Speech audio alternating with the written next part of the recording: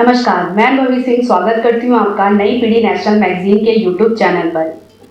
पर्यावरण मंच अखिल भारतीय स्तर की संस्था है। उत्तर प्रदेश राज्य के संयोजक श्री अरुण कुमार पांडे पर्यावरण मंच के माध्यम से लगातार पर्यावरण सुरक्षा और जागरूकता के प्रति कार्य कर रहे हैं। साथ ही श्री अरुण कुमार पांडे बाल विकास विभाग के अंतर्गत एक अधिकारी के रूप में भी कार्यरत हैं।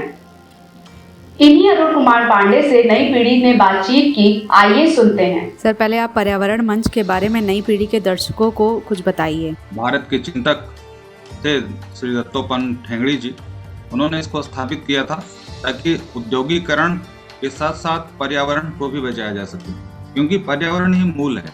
अगर पर्यावरण सुरक्षित नहीं रहा, अगर हमको सांस लेने के लिए ऑक्सीजन नहीं रही, अगर हमारी इकोलॉजी डिस्टर्ब हो गई, अगर ये फॉरेस्ट नहीं रहे, वर्षा नहीं रही, जल नहीं रहा, तो फिर सारा विकास सभी प्रकार का औद्योगिकरण का कोई मायने नहीं रह जाएगा। तो ये ऑल इंडिया लेवल पे चल रहा है और इसमें भारत के सभी प्रमुख राज्यों में इसकी शाखाएं हैं। इसका हेडक्वार्टर मुंबई में है, जहाँ पर प्रशिक्षण भी होता है। हमने भी इसका प्रशिक्षण ग्रहण किया था। और हम लोग उत्तर प्रदेश में जो नदियों का प्रदूषण है, जल थल वायु और रेडिएशन संबंधी, जैसे नरोरा में एटॉमिक सेंटर है, तो वहाँ पर रेडिएशन होता है, तो उससे कैसे बचाया जाए पृथ्वी को, मानव को, जीव जंतुओं को, उसके लिए पर्यावरण मंच कार्य करता है। सर, अभी आपने बताया कि पर्यावरण को बिना नुकसान पहुंचाए इंडस्ट्रियल डेवलपमेंट यानी औद्योगिक विकास के लिए ऐसे विषयों पर जब आप काम करते हैं तो आपको मतलब किन कठिनाइयों का सामना करना पड़ता है? क्योंकि यूजुअली देखा जाता है कि इन्वायरमेंट से रिलेटेड चीजें जब मुद्दे उठते हैं तो कहीं ना कहीं इस चीजों को उतना खुल के नहीं दिखाया जाता है। इसी बारे में मैंने अपनी एक पुस्तक मैं लिख रहा हूँ, एक शोधपरक पुस्तक है, पर्यावरण संरक्षण औद्योगिक विकास, कौन कितना जरूरी।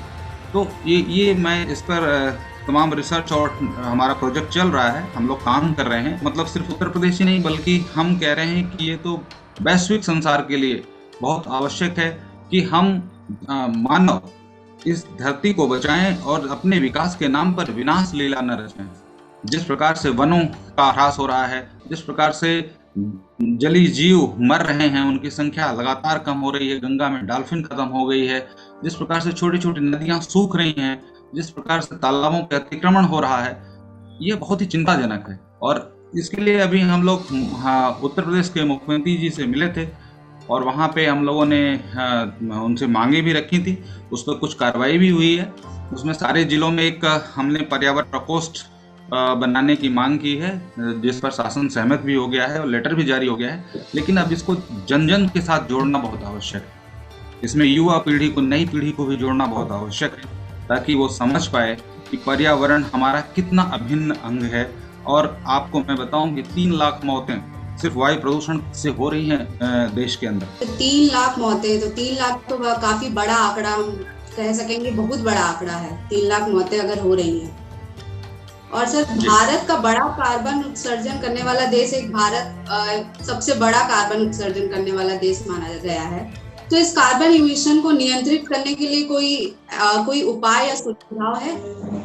हाँ, देखिए, कार्बन उत्सर्जन में हम लोग विश्व में चौथे नंबर के देश हैं, जबकि औद्योगिकरण हमारा इतना नहीं है। हमारे पास रोजगार की संख्या भी काफ़ी कम है और देश के अंदर पॉपुलेशन बहुत है, बेरोजगारी बहुत है।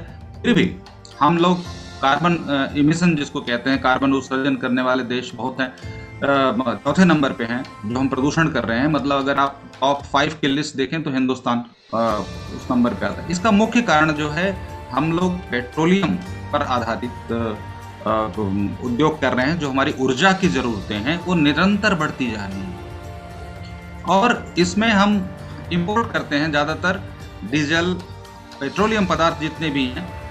तो आप ये समझिए कि लगभग $15 बिलियन हम खरीदते हैं बाहर से डीजल और पेट्रोल। 85% हमारी आवश्यकताएं आयात पर निर्भर करती हैं, जो कि कार्बन इमिशन का बहुत बड़ा कारण है। जो हम उद्योगों में खर्च करते हैं, मोटर गाड़ियों में हम तेल डलवाते हैं, तो वो कार्बन के रूप में उत्सर्जित होता है। और carbon monoxide, sulphur dioxide, carbon dioxide, ये पर्यावरण के लिए बहुत घातक हैं। आपने देखा होगा कि दिल्ली के अंदर ऐसी चादरें धुंध की बन जाती हैं जिससे कई बार लॉकडाउन करना पड़ता है। तो ये जो कार्बन इमिशन है उसको हम क्लीन एनर्जी के माध्यम से, सोलर एनर्जी पैदा करके हम खत्म कर सकते हैं। और भारत की मुख्य जो जरूरत है, मतलब कि हमको एनर्जी सफिशिएंट हो जाए, क्योंकि ईश्वर ने, प्रकृति ने हमारे यहाँ सौर ऊर्जा का बहुत बड़ा भंडार दिया है। सूर्य हमारे यहाँ 12 महीने में 10 महीने चमकता रहता है, और अगर हम इस ऊर्जा का सही प्रकार से उपयोग कर पाए तो फिर हमको डीजल के ऊपर, हमको पेट्रोल के ऊपर निर्भरता कम हो जाएगी। उससे एक तरफ हमारी रेवेन्यू बढ़ेगी, मतलब जो हम $15 बिलियन खर्च करते हैं हम उसकी बचत कर पाएंगे, और देश में बहुत सस्ता, मतलब आप समझिए कि जो इस समय हमारा बिजली का रेट है उससे हम 1/4 दाम पर पूरे देश को 24 घंटे बिजली की आपूर्ति कर पाएंगे, और कार्बन इमिशन को बहुत लोअर लेवल पे ले जाएंगे, जिसको क्लीन एनर्जी कहते हैं। और जलवायु परिवर्तन की जो आप देख रहे हैं कि मौसम के अंदर बहुत परिवर्तन हो रहा है, असमय बरसात हो जाती है, असमय कभी ओले गिर जाते हैं, कभी बर्फबारी हो जाती है। तो ये क्लाइमेट चेंज, मतलब प्रकृति अपने को बर्दाश्त नहीं कर पा रही है। इसको रोकने का सबसे अच्छा तरीका ये है कि हम ऐसे एनर्जी की तरफ जाएं जिसमें कि कार्बन का उत्सर्जन कम होता हो, प्रदूषण नहीं होता हो, और उसके लिए सोलर एनर्जी की बड़ी आवश्यकता है। और मेरा जो रिसर्च है वो भी इसी सोलर एनर्जी और विंड मिल एनर्जी के ऊपर चल रहा है। सर, जैसे आपने सोलर एनर्जी और विंड एनर्जी की बात की, तो भारत में अक्षय ऊर्जा यानी रिन्यूएबल एनर्जी को लेके क्या स्कोप है अभी भारत में? क्योंकि हमने अब रिसर्च किया है तो कनाडा में इसका रिन्यूएबल एनर्जी का एक अच्छा खासा स्कोप है और इसका यूज भी हो रहा है हाइड्रो इलेक्ट्रिसिटी प्रोजेक्ट्स वगैरह में। तो भारत में इसका क्या स्कोप है रिन्यूएबल एनर्जी का? आपने बहुत अच्छा प्रश्न किया। देखिए, भारत में इसका स्कोप कनाडा या किसी भी यूरोपियन कंट्रीज से बहुत ज़्यादा है। कारण यह है कि हम कम से कम 1000 गीगावाट बिजली सिर्फ सोलर से हम पैदा कर सकते हैं, सौर ऊर्जा से पैदा कर सकते हैं, जबकि इस समय हमारे देश की जो आवश्यकता है वो 388 गीगावाट है। तो 388 गीगावाट अगर हम अपने लिए पैदा कर पाते हैं तो फिर हमें किसी भी प्रकार से एनर्जी के लिए, क्लीन एनर्जी के लिए बाहर से ये जो हम $15 बिलियन खर्च करते हैं देश की पूंजी, उसको लगाना नहीं पड़ेगा। दूसरी बात कि हम सरप्लस जो एनर्जी हमारी पैदा होगी उसको हम निर्यात भी कर सकते हैं, उससे हम विदेशी मुद्रा की प्राप्ति कर सकते हैं। तो हमारे यहाँ चूंकि मानसून के 2 महीनों को छोड़ करके सूर्य 12 मास हमारे लिए उपलब्ध रहता है, और सूरज की ये जो कृपा है हमारे ऊपर, जिस हम गोलार्ध में बैठे हुए हैं, हम इस एनर्जी को कन्वर्ट करके, उसको ट्रांसमिट करके, ग्रिड बना करके 1000 गीगावाट की क्षमता से अगर आधा भी बना लें, 500 अगर गीगावाट बिजली बना लें, तो आप ये समझ लीजिए कि सारी वस्तुएं सस्ती हो सकती हैं, एनर्जी आपकी इफिशियंसी हो सकती है, 24 घंटे बिजली की आप गारंटी दे सकते हैं, और इसमें भारत एक वर्ल्ड लीडर हो सकता है। मैं आपको ये कह सकता हूँ कि भारत, जो आपने पूछा कि क्या स्कोप है, भारत का स्कोप ये है कि भारत दुनिया का सोलर एनर्जी का लीडर बन सकता है, ग्लोबल लीडर बन सकता है। सर, जैसे आपने सोलर प्लांट, जैसे सोलर एनर्जी की बात की, तो अगर भारत में सोलर प्लांट और विंडमिल जैसी चीजें लगाई जाए, हालांकि लग भी रही हैं, तो इसके लिए पूंजी और बजट की व्यवस्था, मतलब किस स्तर पे ये हो सकता है? बिल्कुल आप ठीक कह रही हैं कि प्रयास चल रहे हैं, प्रयास काफी दिनों से चल रहे हैं, लेकिन जिस स्तर का जन आंदोलन होना चाहिए, जिस प्रकार से छोटे छोटे स्टार्टअप लगने की जरूरत है, जिस प्रकार से एक भारत के अंदर क्रांतिकारी परिवर्तन होने की आवश्यकता है। जैसे आपने देखा होगा कि जब आईटी में हम लोगों ने शुरुआत किया था कंप्यूटर में, तो कंप्यूटर शायद वेस्टर्न की देन थी, लेकिन आज हम कंप्यूटर के हब हो चुके हैं। चाहे वो गूगल का हो, कोई भी आईटी का सेक्टर, सिलिकॉन वैली हो, वहाँ पर भारत के लोग भी इसमें लीड कर रहे हैं। आवश्यकता इस बात की है कि हम लोग अपने को ग्लोबल लीडर इसमें बनाएं। हाँ, मतलब ग्राउंड लेवल पे इस पे की बजटिंग। देखिए, बजटिंग हम लोग पेट्रोलियम पे खर्च तो कर रहे हैं।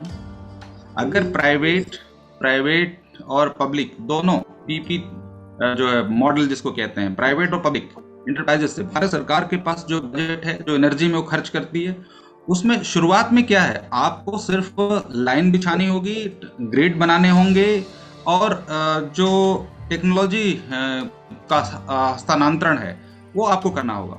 मैं आपको बताऊं, ब्राजील एक देश है, हमसे छोटा है। ब्राजील में इस समय 90% जो बिजली है वो बन रही है सोलर से। और अगर ब्राजील इस चीज को कर सकता है तो भारत क्यों नहीं कर सकता? क्योंकि वहां और भारत में काफी कुछ सिमिलरिटी, तो हम वहां से टेक्नोलॉजी का स्थानांतरण कर सकते हैं। अभी आपने देखा होगा कि प्रधानमंत्री मोदी जी के साथ जो फ्रांस के राष्ट्रपति हैं मैक्रॉन, जिन्होंने एग्रीमेंट साइन किया है कि जब आपके यहाँ सोलर एनर्जी सरप्लस होगी तो आप हमको सस्ते में देंगे। तो इसका मतलब पश्चिम आपके ऊपर निर्भर होना चाह रहा है, देख रहा है कि आने वाला समय जो है सोलर एनर्जी का है।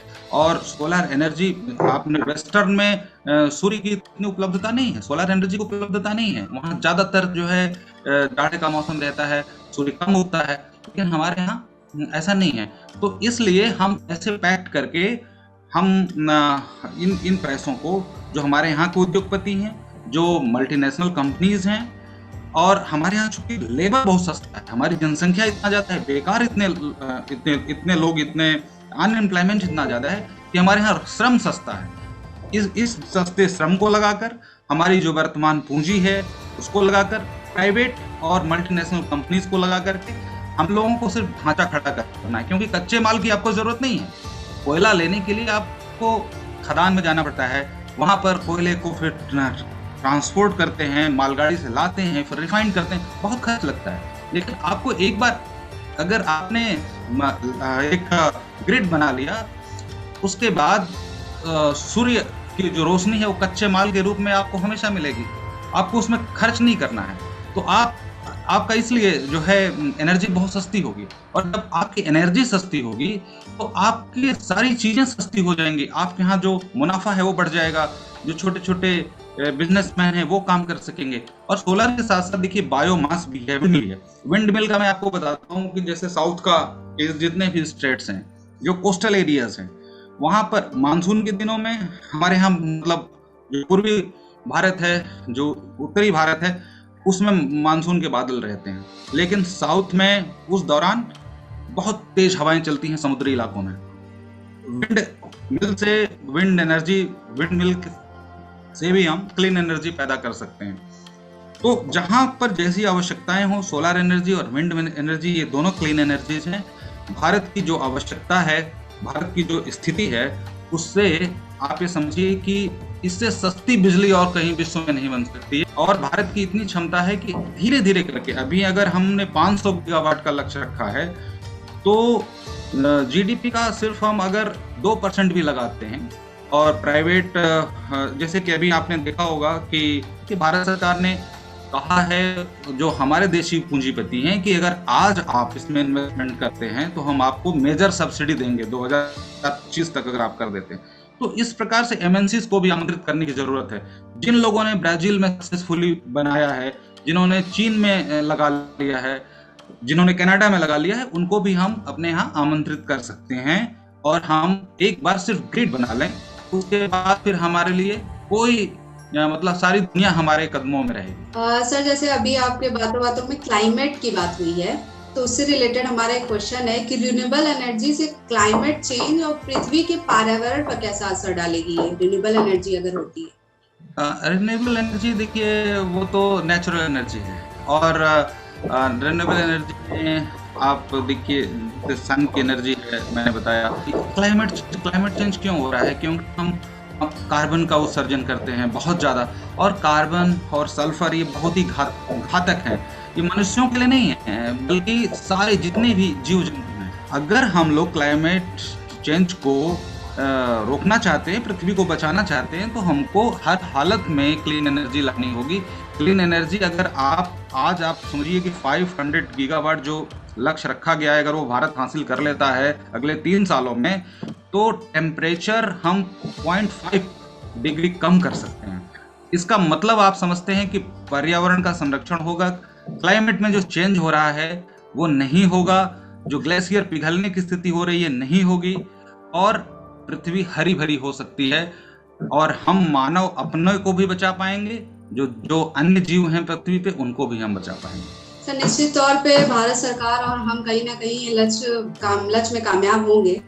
हमारा एक लास्ट सवाल ये होगा कि अगर नई पीढ़ी को लेके, जैसे आप सोशल इशू पे भी काफी एक्टिव रहते हैं, लेखन पाठन करते भी रहते हैं, तो नई पीढ़ी के लिए इस पर्यावरण मुद्दे पे अगर नई पीढ़ी कुछ करना चाहे तो उसके लिए आप क्या संदेश देना चाहेंगे? देखिए, बहुत साफ बात है कि नई पीढ़ी को ही आगे इसे झेलना है। पुरानी पीढ़ी तो प्राकृतिक संसाधनों का दोहन कर चुकी है। हमारे पास विश्व की 16% जनसंख्या है और 4% सिर्फ हमारे पास जल है भारत में। जैसे पुराने जमाने में ये कहा जाता था कि धर्म का कार्य, पुण्य का कार्य यह है कि आप तालाब खुदवाइए। तालाबों की कैसे रक्षा किया जाए, कैसे वहाँ पर जो अतिक्रमण हो रहा है उनको रोका जाए, और कैसे क्लीन एयर में सांस लिया जाए। आप देखिए कि नई पीढ़ी तो मतलब ऑक्सीजन के लिए तरसने की स्थिति में है, तो आगे का जीवन उसे ही जीना है। अगर उसको कैंसर नहीं हो, अगर उसके फेफड़े ठीक ठाक काम करें, अगर उसकी असामयिक मृत्यु नहीं हो, अगर उसको स्वस्थ रहना है, तो उसके लिए शुद्ध वातावरण की शुद्ध हवा चाहिए, फॉरेस्ट कवर एरिया चाहिए। फॉरेस्ट कवर हमारा लगातार कम हो रहा है। 1954 में जो हमारी फॉरेस्ट पॉलिसी बनी थी उसमें कहा गया था कि देश का 33% हिस्सा फॉरेस्ट से कवर होगा, जो इस समय 24% के आसपास है, और जिसमें जो घने वन है में 5.6% की कमी आई, जो डेंस फॉरेस्ट है। और ये जो जंगल विभाग कहीं सड़क के किनारे या कहीं किसी को दे दिया, अमरूद का पेड़ लगा दिया, वो कोई जंगल नहीं है, वो एक ग्रीनरी है। लेकिन जो थिक हमारा फॉरेस्ट है, जिसमें कि हमारा तेंदुआ, हमारे लॉयन, हमारे हिरन, बंदर, तो तमाम तरह के जो जीव रहते थे, जो उस पर निर्भर रहते थे, उनकी कमी हो रही है। तो ये नई पीढ़ी को ही सोचना है, और नई पीढ़ी को स्टार्टअप भी शुरू करने हैं। जो बिजनेस हैं, छोटे छोटे बिजनेस शुरू कर सकते हैं। अब देखिए, जैसे कृषि का सवाल है, कृषि में बायोमास पैदा होता है। अगर आपने धान की कटाई कर ली तो धान का आपको पुआल बच गया। अगर आपने सरसों की कर ली, सरसों की डंडी बच गई। वो डंडी वेस्ट होती है, खराब होती है, उसको आप ले आइए और अगर छोटे प्लांट्स लगाइए, छोटे टेक्नोलॉजी में, तो आप एक गांव को जगमग कर सकते हैं। उसी से बायोमास से कर सकते हैं, आप गोबर से कर सकते हैं। तो ये सारी चीजें, इसके लिए आपको कार्बन इमिशन इसमें नहीं है कहीं, बल्कि इसका अच्छा यूज है। तो ऐसा काम कर सकते हैं। अभी सोलर के जो स्वयं समूहों के माध्यम से या छोटे बिजनेस एंटरप्राइजेज एंटरप्रेन्योरशिप से लगाया जा सकता है, और इसके लिए ज़रूरी है कि युवा संवेदनशील हो। आगे का जो, अगर आपको सेल्फ एम्प्लॉयमेंट जनरेट करना है तो भी आपको क्लीन एनर्जी की ओर, सोलर एनर्जी की ओर, बायोमास की ओर जाना होगा, और ये जिम्मेदारी समझनी होगी कि अगला जो भविष्य है, भारत को अगर आपको वास्तव में सुपर पावर बनाना है, अपनी क्रय शक्ति बढ़ानी है, अपनी जीडीपी बढ़ानी है, तो आपको ये जिम्मेदारी लेनी होगी। मैं यहाँ पर एक चीज और बताना चाहूंगा कि अंग्रेजों के आने से पहले भारत विश्व का सबसे शक्तिशाली आर्थिक शक्ति रहा है। और दूसरी बात, जो देश में कहते हैं जनसंख्या का इतना दबाव है इसलिए देश बढ़ नहीं पा रहा है, ये एक गलत बात है। हमारे यहाँ की जो सस्टेनेबल डेवलपमेंट की जहाँ भी बात होती है तो ये बोला जाता है कि पॉपुलेशन एक बहुत बड़ा फैक्टर है जो उसको रोक के रख रहा है। नहीं, बिल्कुल नहीं। मैं आपको इस तरह से बता सकता हूँ, हमारे रिसर्च में आया है 326 BC में जब चंद्रगुप्त मौर्य का शासनकाल था, उस समय विश्व की 30% जनसंख्या भारत में निवास करती थी, और विश्व में जो 35% जीडीपी है वो भारत पैदा करता था।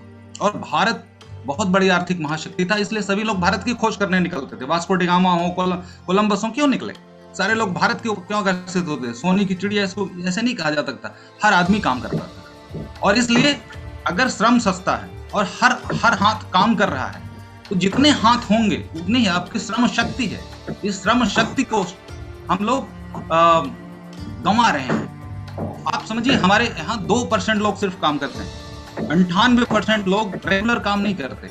मतलब 12 महीने का काम उनके पास नहीं है, किसी के पास 15 दिन का, 1 महीने का है। हमें ऐसे नहीं करना है, उसको इकोनॉमिक एक्टिविटीज में लगाना है। अगर इतने हाथ लग जाएंगे तो हमारा देश बहुत सारा प्रोडक्शन कर सकता है। इस श्रम शक्ति का हम उपयोग नहीं कर रहे हैं, वरना अभी हम 16% मतलब पूरे विश्व की जनसंख्या का 16% भारत में रहता है, लेकिन 326 ईसा पूर्व पूरे विश्व के 30% लोग हमारे देश में रहते थे और हम 35% जो है जीडीपी की हिस्सेदारी थी, और आज हमारी हिस्सेदारी 3% की है, मात्र 3% की है। अंग्रेजों के आने से पहले दिल्ली सल्तनत में भी 16% चाहिए कि जनसंख्या किसी भी तरह से हमारे ऊपर बोझ है, बल्कि जो दुनिया के देश हमारे देश में आ रहे हैं या मेक इन इंडिया प्रोग्राम कर रहे हैं, इसीलिए क्योंकि हमारे यहाँ श्रम सस्ता है, हमारे यहाँ लोग सर्वसुलभ हो जाते हैं। इनको काम देने की जरूरत है, इनको स्किल ट्रेनिंग देने की जरूरत है और इनके अंदर इस देशभक्ति भाव भी भरने की जरूरत है कि क्या हम फिर से, जैसे हम 1000 सालों तक विश्व के लीडर रहे, क्या हम फिर से विश्व की सबसे बड़ी महाशक्ति बन सकते हैं और बिना प्रदूषण फैलाए एक आइडियल मॉडल के रूप में हम देश को चला सकते हैं और देश के अंदर महंगाई कम कर सकते हैं, रोजगार के अवसर पैदा कर सकते हैं। आप समझिए रोजगार के बहुत अवसर इसमें पैदा होने वाले हैं सोलर एनर्जी में। तो ये नई पीढ़ी का कर्तव्य है और इस तरफ हम सब लोगों का कर्तव्य है कि ध्यान को आकर्षित किया जाए और इसको जन आंदोलन बनाया जाए।